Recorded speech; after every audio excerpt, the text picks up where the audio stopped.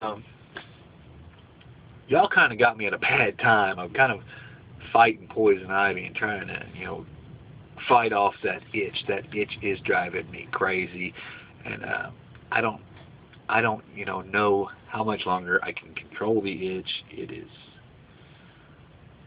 It's bad. I got poison ivy on my junk and in my trunk. It's everywhere. Like the old Johnny Cash song. It is everywhere, man. It is everywhere. Poison ivy. It's everywhere. You don't want it to be. But anyway, I'm trying to, ignore the itch. So y'all just have to bear with me on that. Anyway, I thought of a story to tell y'all. As a child, I went to the same school with the same people, pretty much, from the time I was in preschool all the way up until my sophomore year. I went to USD 480. My sophomore year, I went to a different school, a new school. First time I'd ever moved away from my hometown. I'd been away from there, but I'd never moved away from there. I'd never went to a different school. It was a real small town. I was from this kind of a city. Real small classes. I mean, my class size was 22, and usually I'd been in the classrooms with more kids than that, So I think the whole school system only had like 100 and some people in it. It was small. But for the first time in my life, I decided that I wanted to date somebody, or I got interested enough that I guess I wanted to date somebody. I don't know. But I got this crush on this girl. I mean, a big crush on this girl. Anybody that went to my school, it was Dexfield, by the way. Dexter, Redfield, combined, Dexfield. It was in Redfield, Iowa. But I went there for my sophomore year until middle of my senior year, and then I got kicked out. Anyway, that's a different vlog, different time. We'll talk about that later.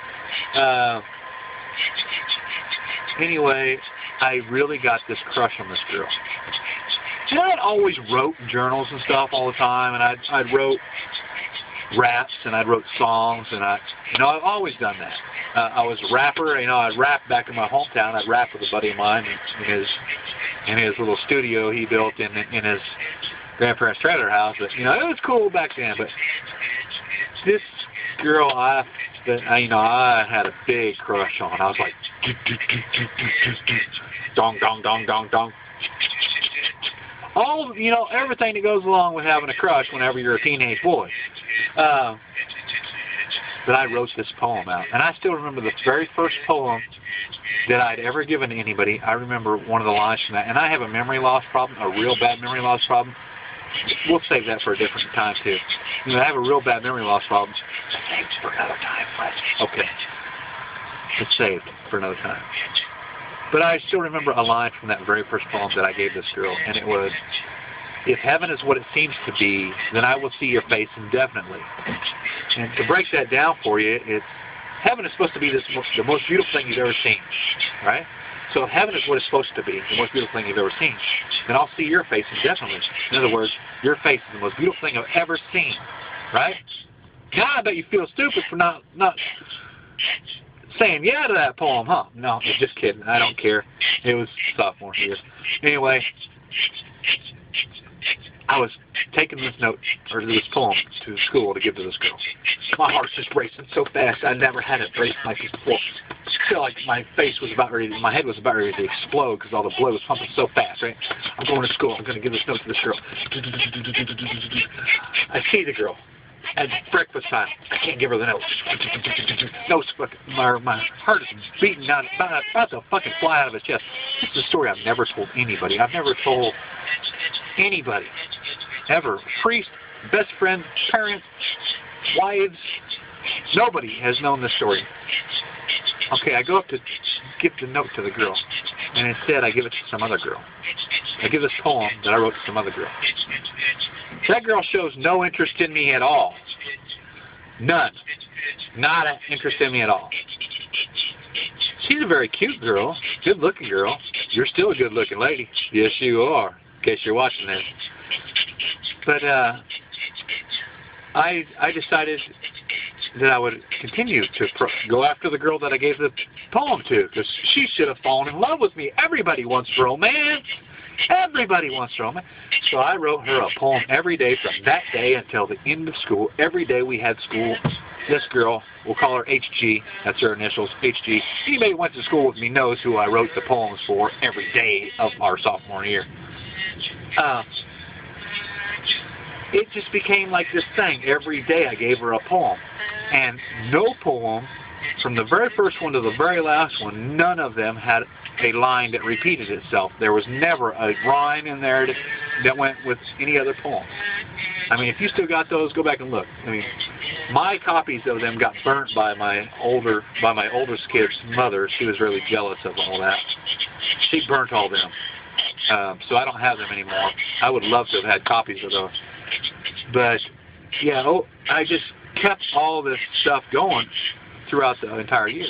And it all started because I had a crush on some other girl, and I was too scared to approach her.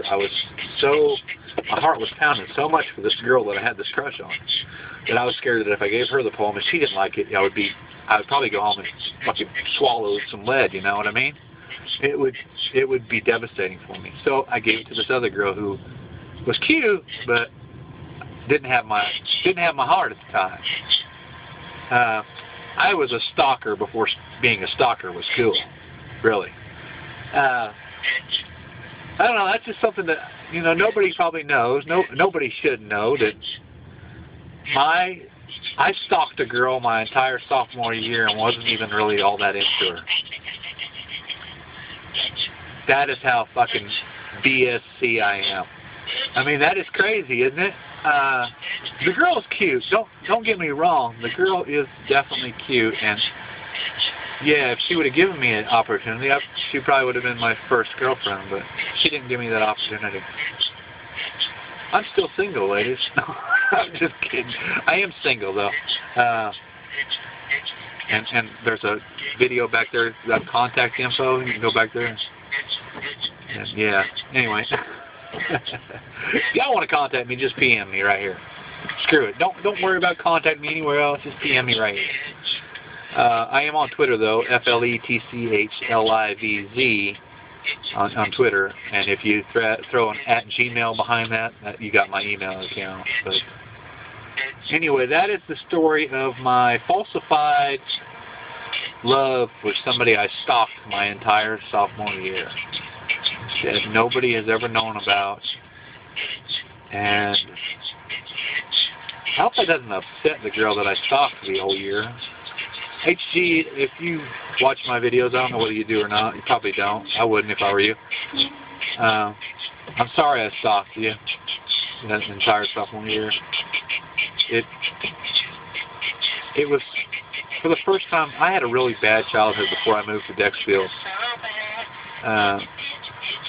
And even though I played sports when I went to Dexfield, I mean, that was the first thing I had that was all my own that I was getting recognition for. People were running up to me before school wanting to find out about the poem of the day. Not only was I sharing it with my friends, but I seen her sharing it with her friends. So, I mean, it was just the first time I'd ever had real recognition and real people, I don't know, interested in what I had to offer. So I think that's why I did it. I think that's why I continue to do it, even though I knew there would never be nothing there. And I think by some of the craziness in some of the poems, I think you knew that I knew there would be nothing there. I just kept doing it just because it was fun. But I don't know.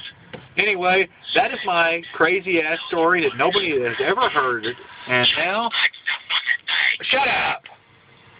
God, that itch was driving me nuts. I don't know if it was driving you all nuts, but it was driving me nuts. But anyway, that is my story of how for an entire year I wasn't real. Y'all be real.